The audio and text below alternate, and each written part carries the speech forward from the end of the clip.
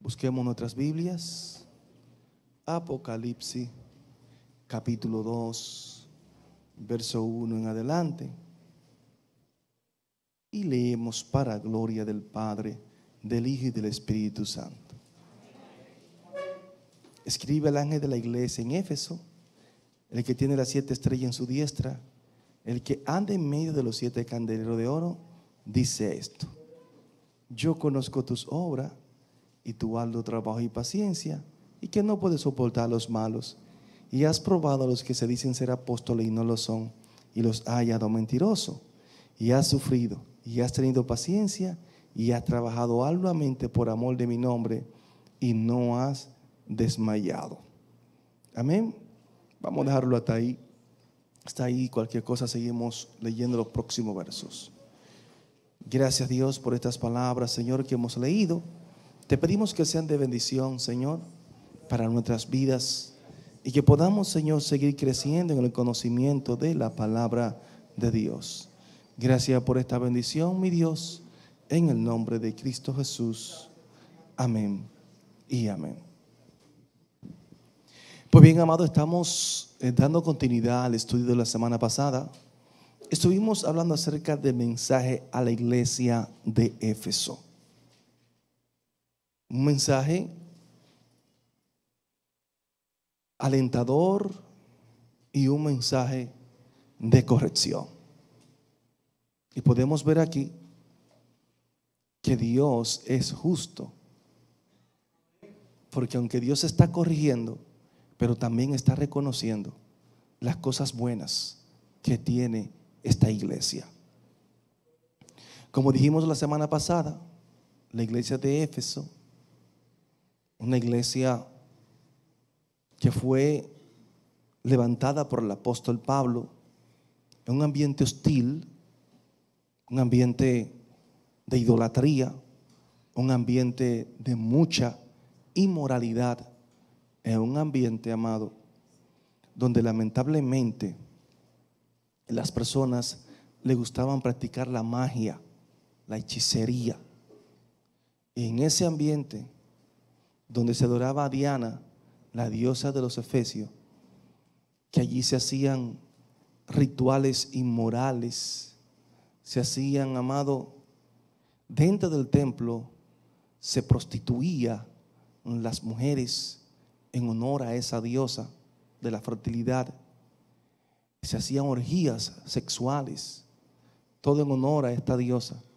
Allí en ese ambiente el apóstol Pablo es utilizado para levantar la iglesia de Éfeso. Hablábamos la semana pasada donde dice el Señor: yo conozco tus obras y tu arduo trabajo y paciencia.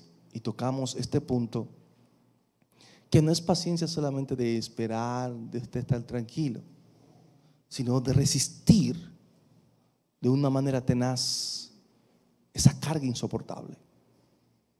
Y el Señor habla de ese arduo trabajo, que lo conoce en su omnisciencia, como lo hace con nosotros, que Dios conoce el trabajo que usted hace. Mira, aunque yo, los líderes, no lo tomemos en consideración en momentos determinados, porque como no somos dioses, ¿me entiende? Hay personas aquí que juegan un papel muy preponderante en la iglesia, en la obra del Señor, y posiblemente yo ni me doy cuenta. Hay personas que oran más que el pastor. Hay personas que trabajan muchas veces más que el pastor en otras áreas. El pastor tiene su área y otros tienen área. Personas que son esforzadas, y algunas veces los pastores no nos damos cuenta. No nos damos cuenta.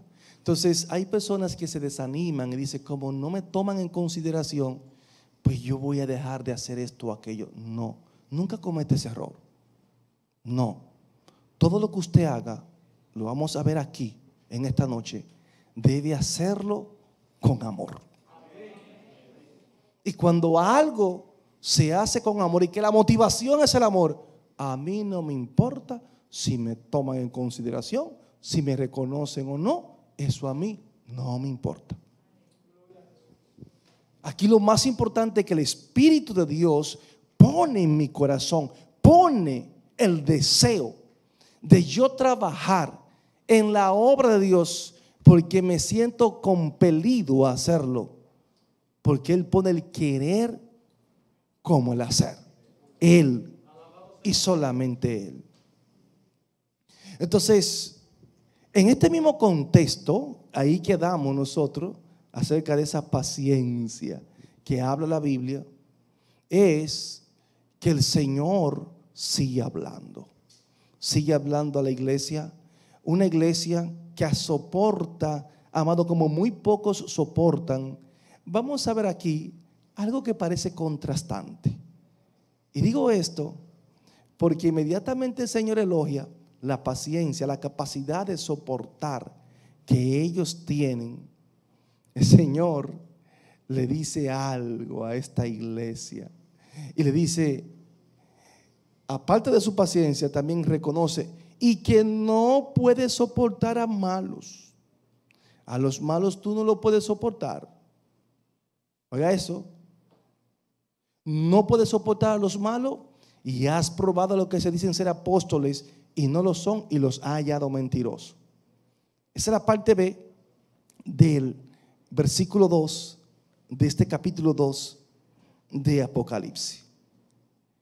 O sea que a pesar de que ellos tenían paciencia para soportar, resistir, esa es la paciencia que está hablando ahí, vemos también que ellos no soportaban a los malos. Para eso no había paciencia. Para eso no, espérense, esto no. Las pruebas, las dificultades y las diferentes situaciones adversas que el enemigo provocaba, ellos estaban dispuestos a resistirle hasta con la vida. Pero los malos dentro de la iglesia, ahí no. Esto es otra cosa. Esto es otra cosa.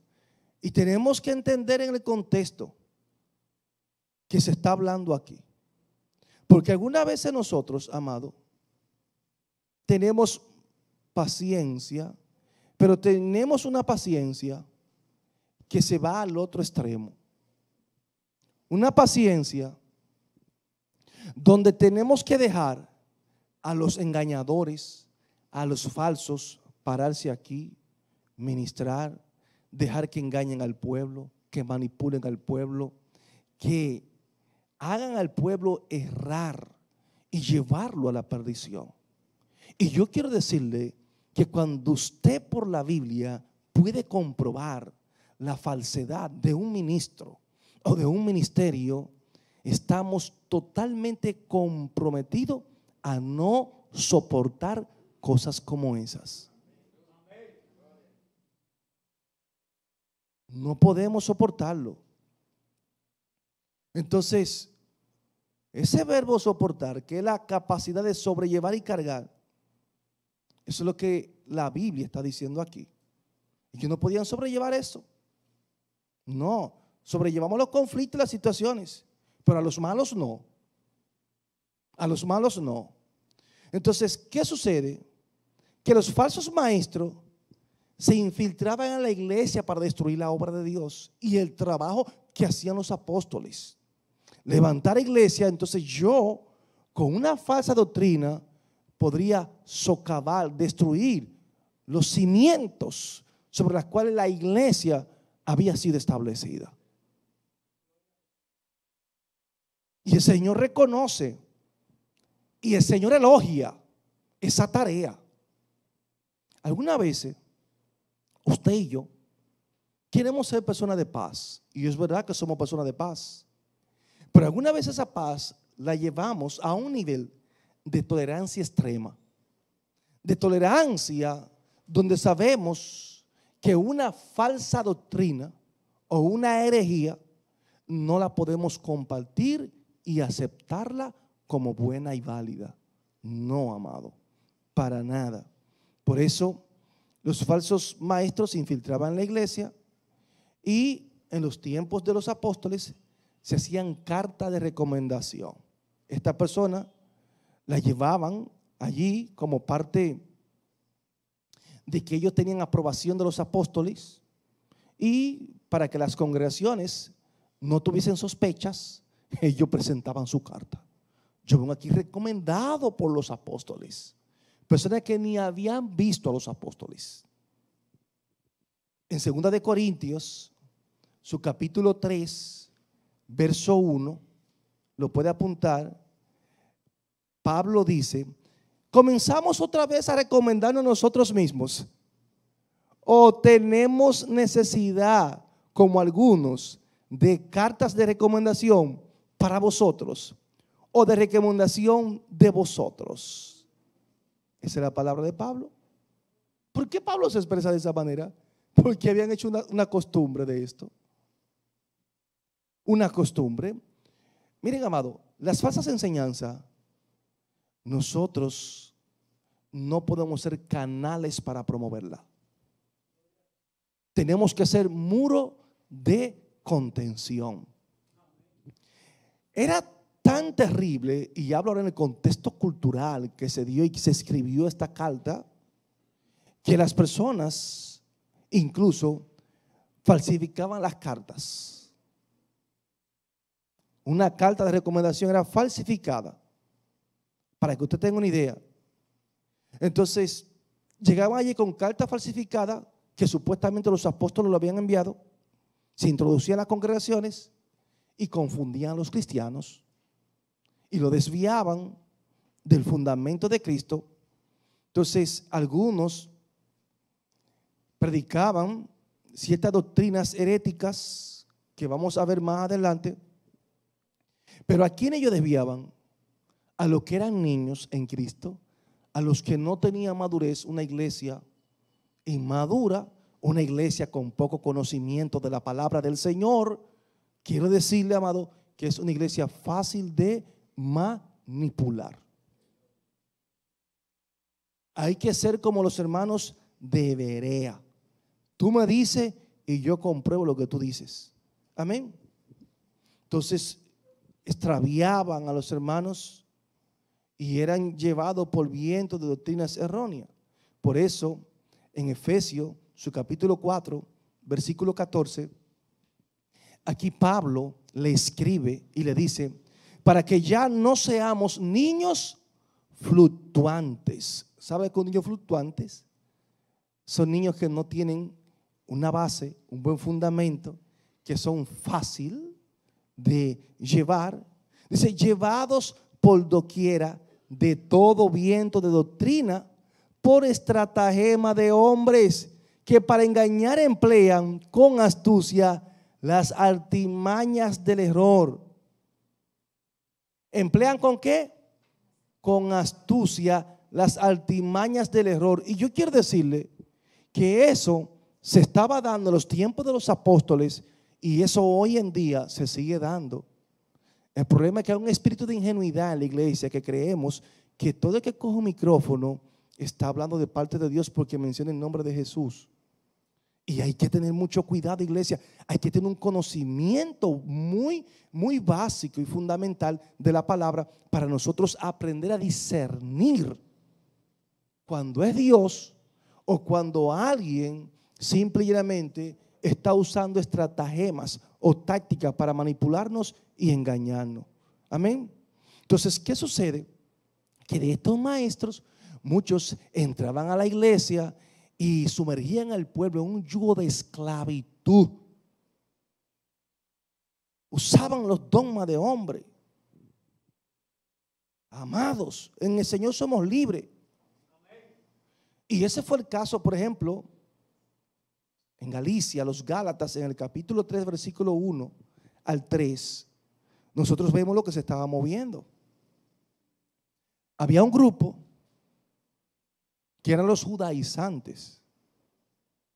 Los judaizantes eran personas ortodoxas, centradas en la ley de Moisés, y ellos prácticamente entendían que la salvación consistía en tú cumplir con todos los rituales, mandamientos que ellos tenían del Antiguo Testamento.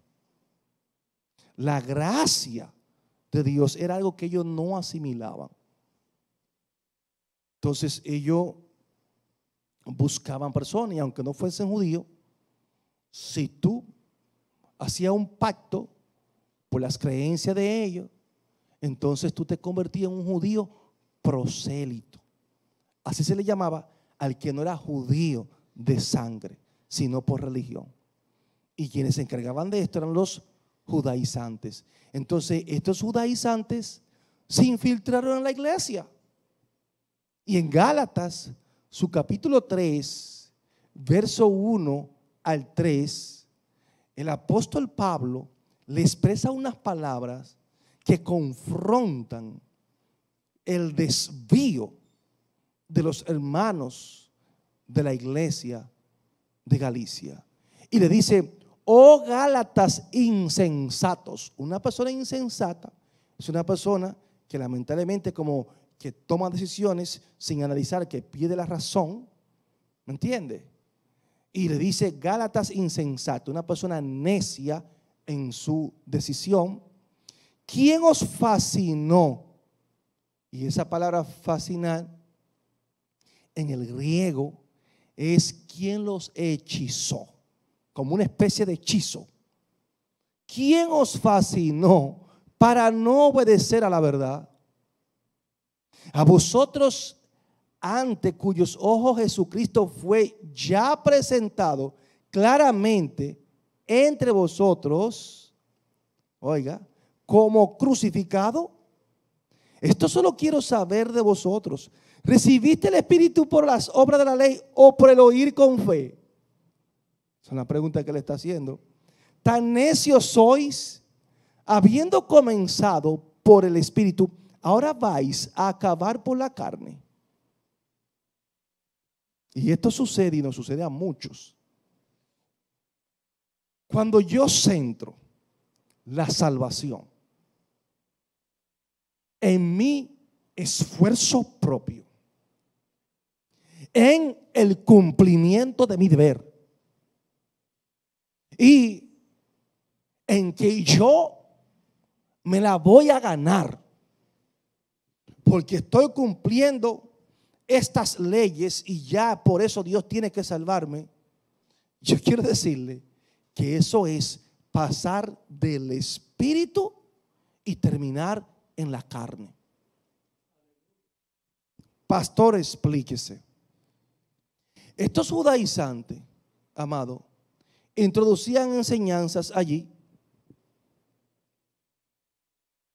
y le decían a los cristianos que si ellos no se circuncidaban, lamentablemente ellos no eran dignos de entrar al reino de los cielos, que tenían que circuncidarse, tenían que cumplir con estos rituales.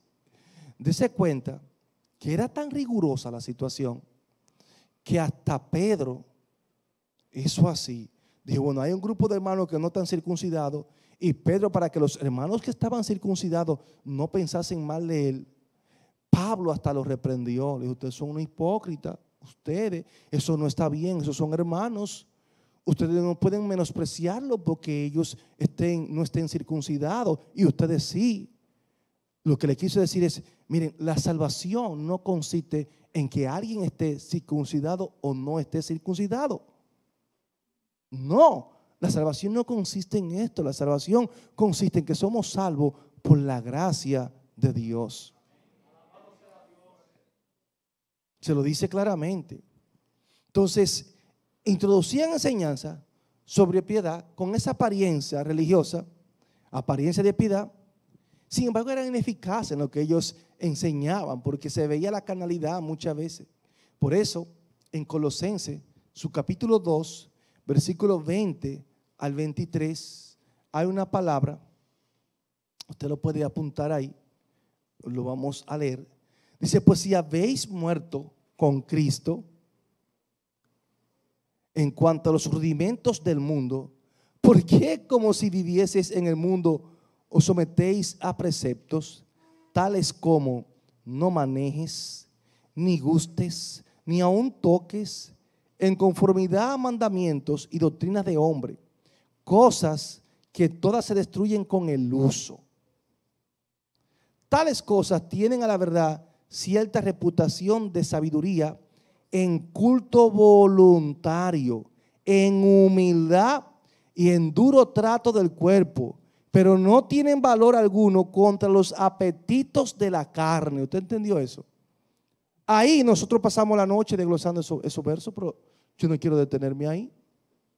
Pero ahí, amado, usted hasta reprende al diablo si yo comienzo a desglosar esos versos. Suena duro lo que estoy diciendo. Oigan, hermanos, algunas veces nosotros hacemos un evangelio personalizado. ¿Escuchó? Un evangelio personalizado a mi manera, o como yo pienso, o como yo creo, y no como el Espíritu Santo quiere transmitir el mensaje a la iglesia. Hay muchas prohibiciones que usted puede tener, pero dice aquí claramente el apóstol Pablo que hay cosas que son y forman parte del culto personal, que tienen que ver con la humildad y con muchas cosas propias. Pero no significa que ese es el modelo. Tú no se lo puedes imponer a otro ese modelo, porque va a poner una carga en esa persona que no es Dios quien se le está poniendo, es usted como hombre. Entonces hacemos un sistema religioso, lo damos como bueno y válido, amado, se lo imponemos a todo el mundo y hasta el gozo le quitamos a alguna persona. Y no quiero entrar en detalle, pero hay cosas que son obvias. Yo he visto por las redes sociales mandando al infierno a aquellos que beben café. Si usted no se lo toma, pues gloria a Dios que usted no se lo tome, pero no condene al hermano que se lo toma.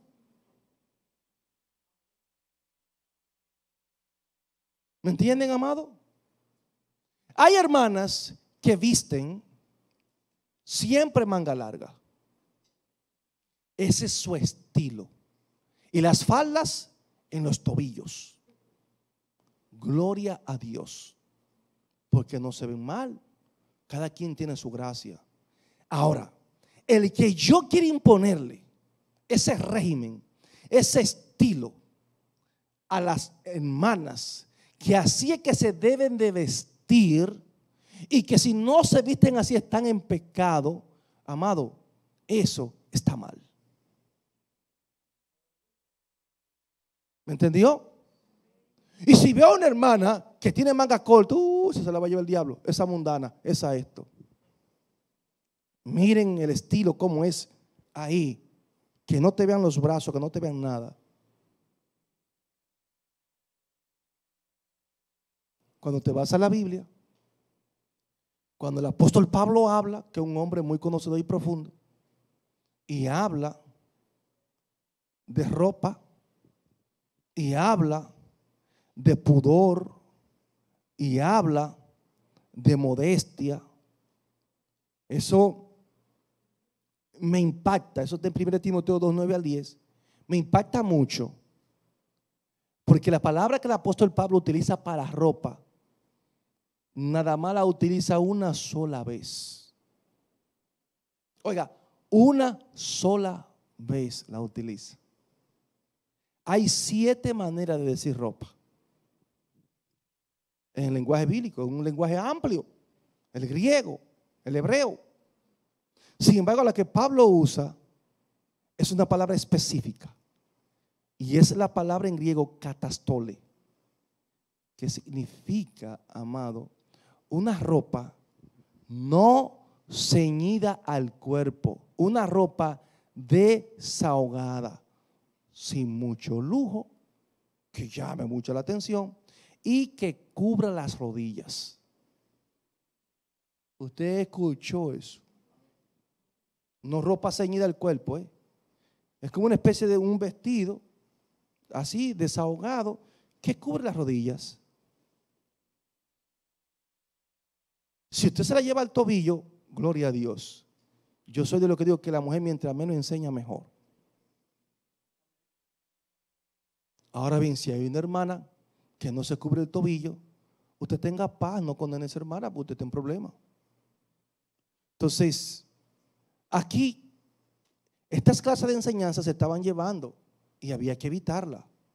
Había que evitarla dentro del pueblo porque esto dañaba a la iglesia, la calcomía. Sin embargo, una vez la tenemos nosotros como buena y válida, parte de la doctrina nuestra. Y la queremos forzar en la Biblia, a ver si puedo. Hay que tener cuidado. Por eso, él dice, porque como si vivieses en el mundo sometido a preceptos tales como no maneje, ni gustes, ni aun toques. Por ejemplo, en esos países musulmanes, hay países que las mujeres no pueden manejar un vehículo. La meten presa y todo, no pueden. Para que usted tenga una idea. ¿Entiende? Ni aun toques. Dicen conformidad a mandamientos y doctrina de hombres, cosas que todas se destruyen con el uso. O sea, hay cosas que se destruyen con el uso. Usted le da un grado de importancia a eso. Y algunas veces lo más importante lo pasamos por alto, lo obviamos. Iglesia, cosas que son más importantes las pasamos por alto. Y hay que tener mucho cuidado con esto. Entonces, había muchos falsos maestros en la iglesia y ellos procuraron entrar a Éfeso haciendo su trabajo. Los gnósticos que estudiamos nosotros acerca del gnosticismo aquí hace unos meses atrás, recuerdan, diferentes grupos que habían con esta tendencia gnóstica, y esto era otro grupo que Juan tuvo que confrontarlo. Y ustedes saben que en las cartas de Juan él habla acerca de esto. Entonces, esa clase de personas con esa tendencia, la iglesia de Éfeso le ponía un stop. No soportaba a esas personas. Y dice la Biblia que lo probaba. Aquellos que se titulaban como apóstoles en sentido de enviado. Esa es la palabra, apóstol aquí en sentido de enviado. Entonces, ellos, y probaste lo que se llama ser apóstoles a sí mismo, y no lo eran. Tú lo probaste. Esté elogiando esto. ¿Por qué?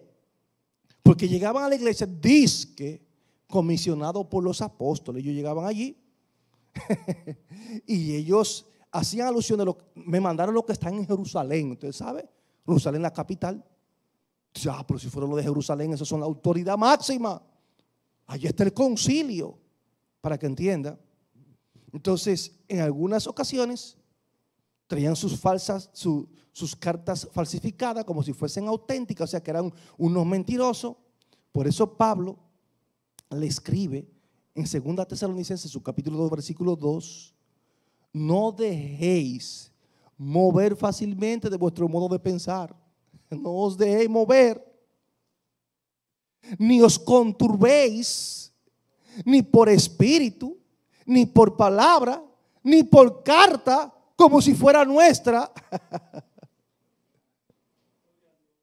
2 Tesalonicenses 2:2. Entonces, esas falsas enseñanzas, amado, traían alarma a la iglesia y conturbaban la iglesia. Pues no os conturbéis. Esa palabra conturbéis expresa la idea de un estado de agitación. No os conturbéis, no se agiten ustedes, es lo que quiere decir aquí el apóstol. Porque estas personas se presentaban allí y dice, ni por espíritu ni por palabra. ¿Cuál es una de las tácticas de los falsos profetas? La que usaban aquí. Pastor, ¿cuál usaban ahí? El Señor me reveló. El Espíritu me habló. Ay, el Espíritu habló. El Señor le habló. Vamos a ver qué fue lo que el Señor le habló. Entonces captaba la atención del pueblo. Entonces las personas en esos tiempos, si el Espíritu habló, nadie puede levantarse contra el Espíritu, porque el Espíritu es quien está hablando. Eso va a suceder en un grupo de personas que no son conocedores de la palabra. Pero cuando usted es conocedor de la palabra, puede venir cualquiera y descender fuego del cielo y usted se va a sentar a escuchar bien a ver qué es lo que va a decir. Pastor, sí. ¡Ay, wow! El fuego del cielo bajó. No me impresione con fuego, que el diablo hace que el fuego baje. Vamos a ver qué tú me vas a decir. Esa tiene que ser la actitud de la iglesia.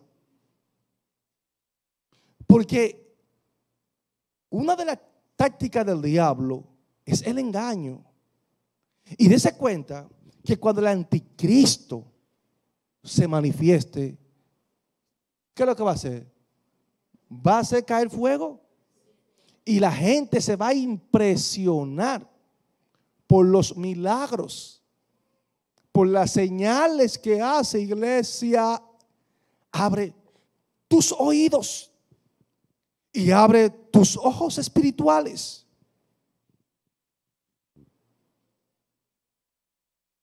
Los milagros son una bendición, pero el diablo hace milagros también.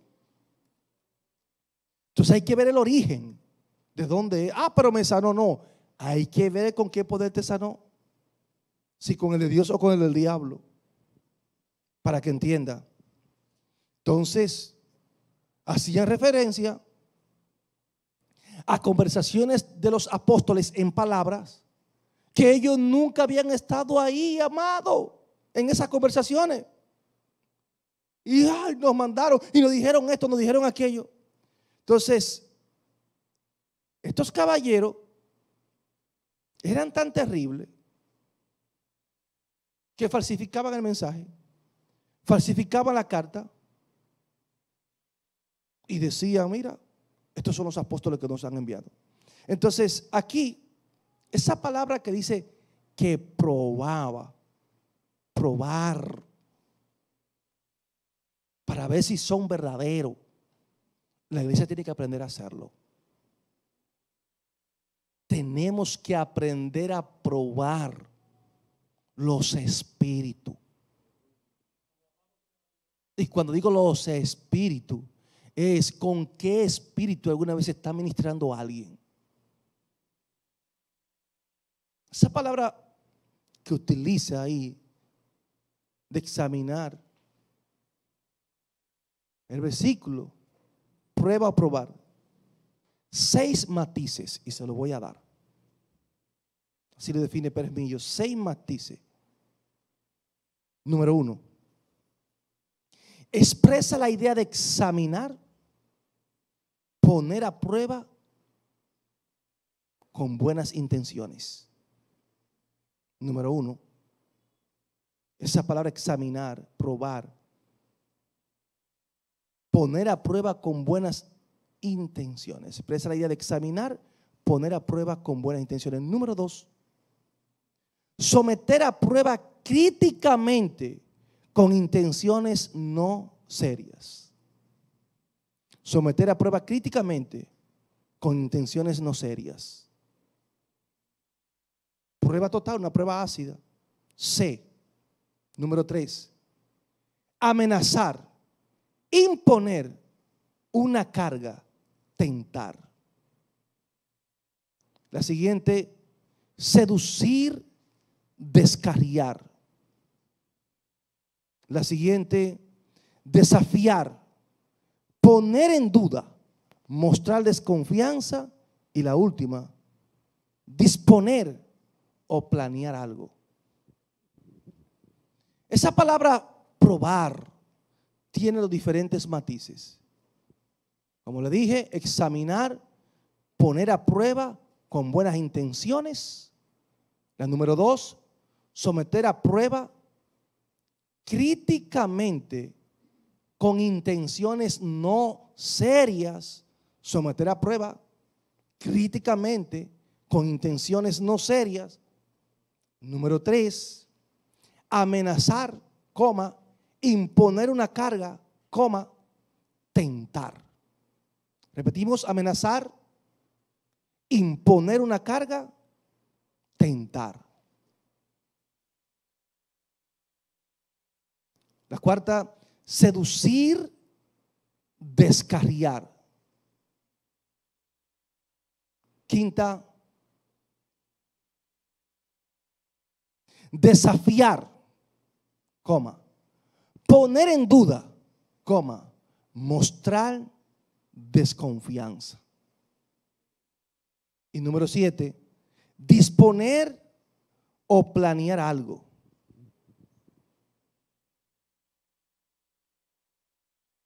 Entonces vemos aquí, amado, tomando ya en consideración estos diferentes matices, estas personas, la iglesia de Éfeso se encargaba primeramente que los que entraban de manera encubierta había que probarlo, a ver si venían de parte de Dios. Disponer o planear algo.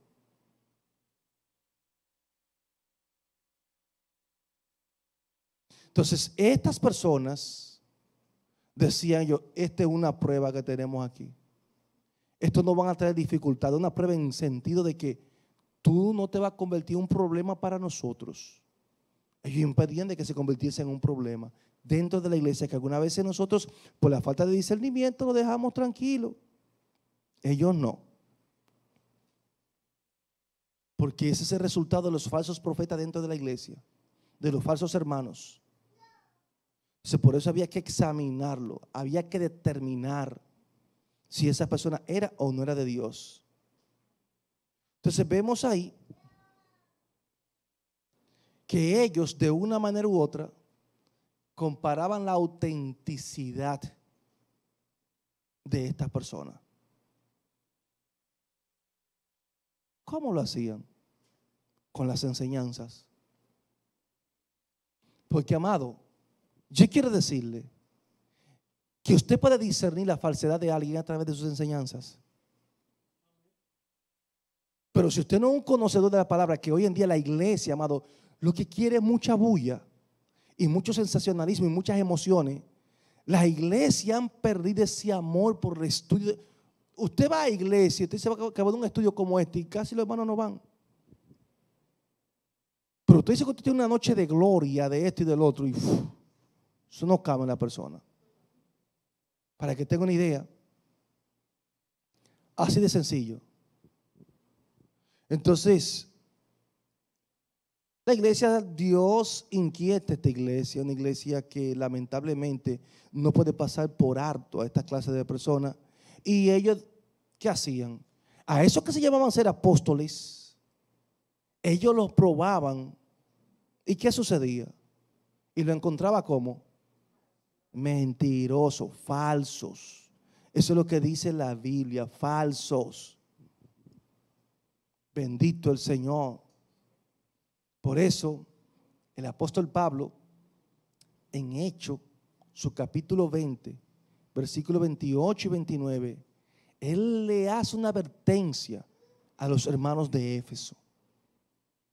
Él le hace una advertencia y le dice las siguientes palabras: por tanto, mirad por vosotros y por todo el rebaño en que el Espíritu Santo os ha puesto por obispos, para apacentar la iglesia del Señor, la cual Él ganó por su propia sangre. Porque yo sé que después de mi partida entrarán en medio de vosotros lobos rapaces que no perdonarán al rebaño. Y esa palabra se la da a la iglesia de Éfeso. De Éfeso, o sea, que fueron advertidos ellos, advertidos. Señor, pone en el corazón de Pablo esta palabra. ¿Por qué? Porque dispensaciones anteriores, Satanás había utilizado diferentes instrumentos para desviarla de la palabra del Señor. Por ejemplo, Pedro, en su segunda epístola, su capítulo 2, versículo 1, también nos habla de esto. Segunda de Pedro 2, 1 al 2, y nos dice: pero hubo también falsos profetas entre el pueblo, como habrá entre vosotros falsos maestros, que introducirán encubiertamente herejías destructoras y aún negarán al Señor que los rescató, atrayendo sobre sí mismos destrucción repentina. Wow. Esa declaración es Pedro que le está dando, amado, no soy yo, es Pedro. Herejías destructoras son enseñanzas falsas, contrarias a la palabra de Dios, a las santas escrituras. Eso es una herejía. Todo lo que contradice la Biblia es una herejía. Es una herejía. Entonces, nosotros tenemos que tener mucho cuidado, mucho cuidado. Porque, por ejemplo, hubo de esto que se introdujeron en la iglesia, y lo vamos a ver ahí más adelante. Y Judas es utilizado, y él de estas palabras, en Judas 4, dice, porque algunos hombres han entrado como encubiertamente, otra vez, así como Pablo lo dice, así lo dice también Judas. Encubierto, ¿sabe lo que es alguien encubierto? ¿Usted sabe lo que es alguien encubierto? Es alguien que de una manera u otra está entrando con una falsa identidad, que no te está diciendo verdaderamente quién es, que te hace creer una cosa y es otra, de manera encubierta. Se puede pasar por hermano siendo un hijo de Satanás, se puede pasar por oveja siendo un hijo del diablo, para que entienda. Porque algunos hombres han entrado encubiertamente, los que desde antes habían sido destinados para esta condenación. Hombres impíos que convierten, oigan, en libertinaje la gracia de nuestro Dios y niegan a Dios, el único soberano, y a nuestro Señor Jesucristo. ¿Ustedes creen que es verdad que ellos lo negaban de manera abierta? No, amado, tenga cuidado. No es que ellos decían, no, Jesucristo no es Dios, Jesucristo no es esto. No, nada de eso. Ellos lo que están diciendo aquí, lo que está diciendo es que niegan a Dios único soberano y a nuestro Señor Jesucristo, es por lo que estaban enseñando. ¿Me entienden? De la manera que habían inducido al pueblo prácticamente a practicar el pecado y estaban cubiertos por la gracia. A esto se le llama hipergracia. Hiper, que es algo grande, exagerado. Entonces la gracia de Dios tiene sus limitantes. Pastor, ¿cómo así? Yo no puedo coger la gracia de Dios como una licencia para pecar. O sea, el favor que a mí Dios me da de salvarme y que soy salvo por gracia y no por mis obras o por mis propios méritos, yo no puedo utilizar esto y decir que yo puedo hacer lo que yo quiera. O sea, que yo no tengo que obrar bien. Y enseño a las personas a pecar. Y le digo, tú eres salvo, mi hijo. Salvo, siempre salvo. El salvo, siempre salvo, te lleva a practicar el pecado, pero tu salvación está segura. Sí. Cuando aparece una oportunidad y una muchachona se ve bien, yo saco un permisito. Señor, te pido perdón porque yo sé que tal vez no es, pero ya, pues yo sé que por lo menos estoy seguro en ti. Fornico, adultero, hago malos negocios, puedo mentir, puedo engañar, pero estoy cubierto por su gracia.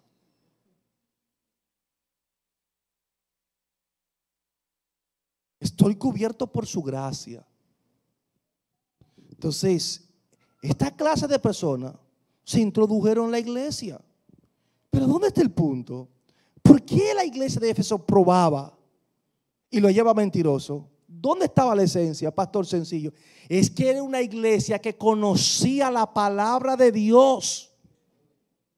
Era una iglesia bien instruida, enseñada iglesia. Entonces podía discernir allí quienes tenían el Espíritu de Dios y quienes trabajaban también por su propio espíritu carnal. El conocimiento de la palabra lo llevaba a tener tal discernimiento. O sea, tú enseñas, vamos a ver si tú vives conforme a esas enseñanzas. Entonces, descubrían ellos que predicaban de piedad, sin embargo, negaban la eficacia de ella. Hermano, usted tiene que amar a su hermano, sea bondadoso, ame a su hermano. Tenga paciencia, hermano. Practique la bondad del Señor. Eso soy yo. Y cuando usted me ve con la hermana Corina, me estoy comiendo a la hermana Corina y hablándole mal a la hermana Corina, porque me dijo que me iba a traer un té y no me lo trajo. Pero yo no le di para que ella hiciera el té. Usted tiene que tener palabra, hermana. Usted se deja usar del diablo. Y usted me dijo que me iba a traer una ofrenda y no me la trajo. Que vuestro sí sea sí, vuestro no sea no, mentirosa. Y comenzamos, ofendemos, dañamos al hermano. Pero yo estoy hablando de amor a usted. ¿Qué usted dice? No compagina lo que él enseña con lo que él vive, con lo que él pregona. Entonces esta iglesia hacía ese escrutinio y lo hallaban como mentiroso. O sea, ustedes no son ninguno verdaderos maestros. Ustedes son falsos. No son defensores de la verdad, no, para nada. Entonces, estas personas vivían la mentira, no practicaban la piedad. Segunda Timoteo 3:5 dice Pablo que tendrán apariencia de ¿qué? De piedad, pero negarán la eficacia de ella. A estos evita. Eso hacía la iglesia de Éfeso. No lo tenía entre ellos ahí enseñando. No, vamos a evitarlo. Esto no, esto es un problema para esta iglesia. Vamos hacia un lado. Hacia un lado. Entonces, como la iglesia veía que sus vidas, sus enseñanzas no eran verdaderas, no lo soportó. No lo soportó. No cometió la insensatez de quedarse con ellos allí. No, no, para nada. No, lo encontró mentiroso y lo sacó de su entorno. Esto nosotros no lo vamos a soportar. Entonces, solo una congregación que tiene conocimiento amplio de la palabra de Dios puede tener un discernimiento espiritual. Tanto los líderes como creyentes tenemos que preocuparnos por el estudio de la palabra del Señor. Cuando usted viene a un estudio como este, tiene que traer sus apuntes. Si usted sabe escribir, traiga sus apuntes, apunte sus versos, estúdielo, repáselo después. Porque usted viene aquí como un matatán, solamente escucha, no apunta nada y a los 2 o 3 días se le olvida todo lo que nosotros dimos aquí. Pero cuando usted apuntó, dice, por lo menos voy a repasar estos puntos. No que yo me lo sé todo, pues gloria a Dios si te lo sabe todo. Amén. Sigue así de humilde. Entonces, amado, solamente cuando tenemos ese conocimiento pleno podemos llegar a esa madurez. Amén. A esa madurez. Entonces, esos hermanos, el Señor sabe que es, por ejemplo, el ministerio de maestro. ¿Por qué el ministerio de maestro es tan importante en la iglesia? ¿Por qué usted cree? Entonces la gente, que evangelista, que esto, que... El ministerio de maestro es uno de los ministerios más importantes en la iglesia y quiero decirle que es uno de los ministerios que menos importancia se le da en la actualidad. Porque hay congregaciones que hasta la escuela bíblica la han quitado. Porque aparentemente no necesitan ya saber más de lo que saben. Entonces, por eso Dios establece este ministerio. ¿Para qué? Para que los hermanos dejen de ser niños fluctuantes, que se haga del infantilismo espiritual y llevarlo a una madurez en estabilidad en el Señor, que solamente la da la palabra. Por ejemplo, en Efesios, su capítulo 4, versículo 11 a 14, vemos allí cómo el Señor constituye dicho ministerio. Porque el Señor entiende que son necesarios dentro de la iglesia. Son necesarios. Él dice a partir del verso 11 del capítulo 4 de Efesios: y Él mismo constituyó unos apóstoles, a otros profetas, a otros evangelistas, a otros pastores y maestros, a fin de perfeccionar a los santos para la obra del ministerio, para la edificación del cuerpo de Cristo, hasta que todos lleguemos a la unidad de la fe y del conocimiento del Hijo de Dios, a un varón perfecto, a la medida de la estatura de la plenitud de Cristo, para que ya no seamos niños fluctuantes, llevados por doquier de todo viento de doctrina, por estratagema de hombres que para engañar emplean con astucia las altimañas del error. O sea que estos ministerios que Dios es quien lo constituye, especialmente del maestro, es para evitar el engaño que se introduzca dentro de la iglesia y que los hermanos sean arrastrados y llevados por vientos de doctrinas erróneas. Amén. Así que estos tiempos actuales tenemos que preocuparnos por la verdad de la palabra del Señor. La iglesia tenemos muchos defectos de doctrinas, mucho que tenemos que reconsiderarla. Y muchas son herejías que se están enseñando en las iglesias. ¿Por qué? Porque hemos dejado a un lado la formación en la palabra de Dios. Entonces, yo espero que estos puntos que estamos tratando y el por qué el Señor está elogiando a esta iglesia, lo tomemos en consideración, amado, en consideración. Y de verdad que algunas veces dejamos las doctrinas fundamentales a un lado y hay que ponerle mucha atención a esto.